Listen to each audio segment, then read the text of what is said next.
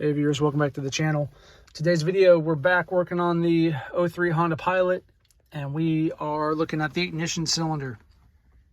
So the ignition cylinder was causing me a lot of problems. So when I put the key in and turn it, I get a lot of mechanical binding. It doesn't want to actually turn and engage, and there's a lot of like thrust play in this cylinder. And so my theory is that the little keys inside of the lock are worn out and need to be replaced or fixed or fiddled with. Okay, now the Honda procedure for all this is not like a big serviceable part. Okay, it can be, but they don't want it to be. And so they want you to buy this whole assembly thing, and that assembly is attached to the steering column here with these shear bolts right here, right? So if you don't know what these are shear bolts. There was a head on these, and you can see it's kind of broke off. That's intentional, where you basically tighten these up and you tighten them until it breaks, and then it's installed. And the idea is basically that it's hard to get out as an anti-theft measure, one more way to secure the car. Well, so in order to change out the module, you got to basically drill these out or cut them, or otherwise figure out how to remove them and destroy them in the process.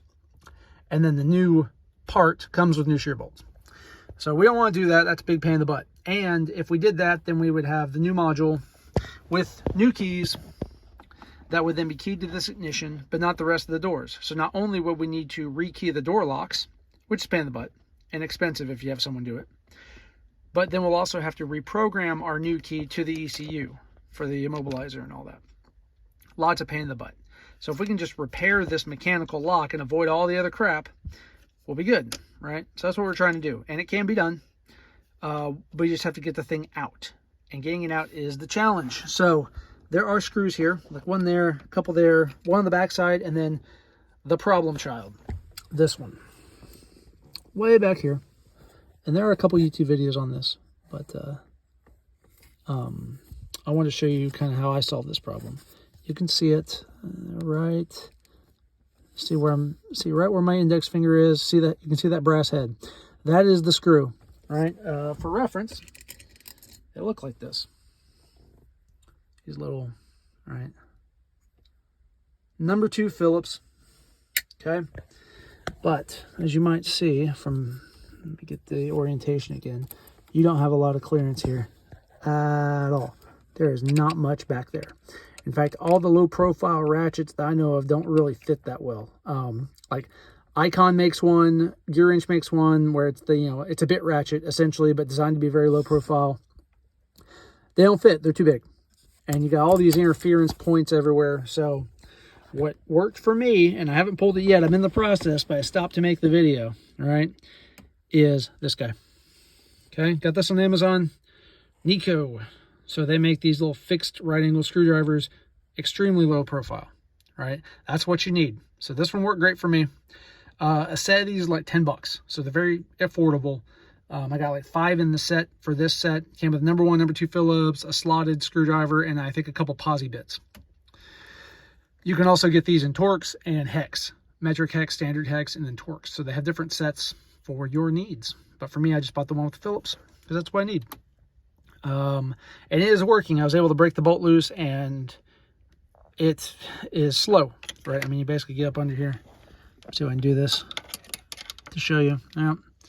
Basically get up under here like this. Frame. Right? And you just twist. Nice and slow. Right?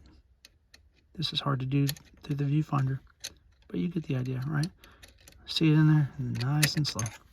So, pain in the butt, but it'll get it out, and then this whole assembly will come out. We'll be able to take the lock cylinder out and get this on the bench and see what the problem is. See if we can fix it without actually having to replace any of the keys. But if we have to replace the keys, then we will get a set of keys, which you can get for about $100, and do it yourself and save a bunch of money. If I were to have a locksmith do this, this is what they called me. This is what they quoted me, okay? To just repair the lock cylinder, $350. To replace the lock cylinder, anywhere from $350 to $710. Key programming, another $110. Rekeying each lock, for the doors in the trunk, $150 each, and I've got 3 to rekey. 2, driver's door, passenger door, and the trunk. So lots of money there. So lots of opportunity for DIY savings. So thank you for coming along on the journey, and I will see you in the next segment of this video. Hey viewers, welcome back to the channel. Okay, so next part of the Honda ignition repair. Right, so I got the that last screw out, and I got the ignition cylinder out, and basically what you have to do is you figure out where the mechanical binding is. There are little keys inside this cylinder here, and they push up and down, little tumblers, right? This is how locks work. And they either bind up if it's not correct to match the key, or if it matches the key, then they're all smooth and the cylinder can rotate. So that is basically how this works. I did indeed find 1 or 2 that were actually binding up, and I think that the keys themselves were just wore out. So the fix for that is you buy a set of keys to replace them. Honda high security lock keys, which you can get on like eBay for $100 for a whole kit of them, where it allow you to rekey Honda locks. Pretty cool. I am not able to do that right now, so I got to do this on the cheap. So what I decided to do was basically remove them all, and it works. So let me take you through the process. And typical in my videos, I'm not showing you step by step, but I will talk about what I did. So first off, when you pull this thing out, make sure the key's in it. It helps as you disassemble this thing. It keeps all of those little tumblers, little pins, little locks, keys, whatever you want to call them, in place. So leave that in there. There's a roll pin right here, and you can see that roll pin. See how it protrudes on both sides and holds this little end piece on. So you have to drift that roll pin out. So use a roll pin punch. I didn't have a roll pin punch, but I did have a normal punch, just for, general like gunsmith type punch, that kind of size. And so I used that and a small brass hammer. Go easy. It came out real easy for me. And then this thing slides off. This spring also comes off. Don't lose that. And then the whole thing slides out. And what I did was I took out all the pins, and I don't know if I can hold this, and you can see, see now. I don't know if I can do this. All right, but now, no, I can't hold it. I'm running out of hands, people. So you can, okay, we'll do it. See, now you can kind of see, if I can do it. See, the lock turns. And it free spins. It shouldn't do that normally, but it's okay. Because it still works in the car and operates the way you'd expect. So basically, because I took all the keys out, here they are. Also, pro tip, before you do that, lay all these out nice and neat and take a picture of it, including all the little stamping numbers that are on this.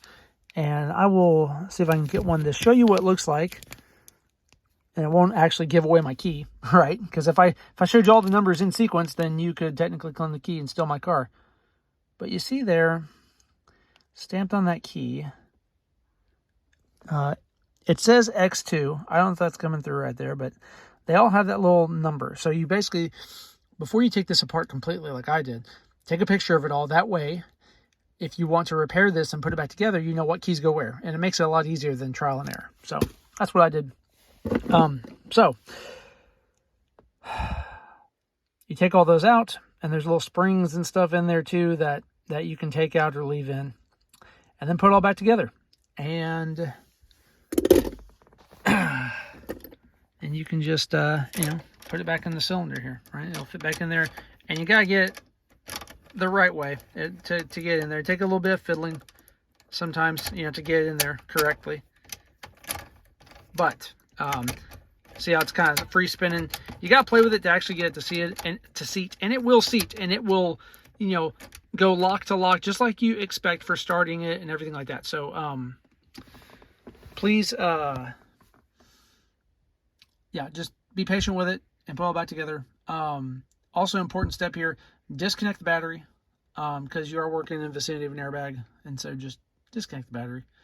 You don't want to play around with all this stuff. And that's really it. So I'm going to put all this back together, you know, using my handy dandy, you know, low clearance screwdriver here. And then I'll be driving down the road. I did already, before I filmed this video, I did actually put it together enough to test it, and it does work. I wanted to do that before I filmed the video, so I'm not telling lies. So it absolutely does work. And so with this, with all these keys out of the ignition, you know, the little pins, whatever you want to call it, right? It's kind of an overloaded term. Really any Honda key or really a screwdriver would probably start this thing, but there's also the immobilizer right here, right? That is in play, and this is where the key is actually programmed to the car. There's a little transponder chip in here. So even if you could start it with a screwdriver mechanically, electrically, the car won't start unless you defeat this immobilizer. So, you know, this is certainly defeating security measures on the car, anti-theft measures, but in my mind, it's relatively low risk, especially because I'm going to repair it eventually. And this is a 03 Honda Pilot, okay? It's not that serious, right? It's not a brand new car. So that's what I did. I guess I'll call this video good. If you have any questions on this stuff, feel free to, you know, ask in the comments, and I will certainly get back to you. I appreciate y'all watching as always. If you like what the channel brings you and what I do and show you, then please like, share, subscribe. It really helps out the channel. My metrics, out of all of you who are watching, only 2% of you are subscribed. It costs you nothing to subscribe. So please subscribe. It helps us out. And if you want to further help the channel, please do your shopping on Amazon through our referral links in the show notes. You can buy what you buy. It costs you nothing extra, and the channel gets a kickback of what you purchase. Also, any product reviews from YouTube that are embedded with YouTube that I've added. If you buy from those vendors, I also get a kickback. So that helps the channel out too. So again, thank you for all your support. Thank you for watching, and we'll see you in the next video.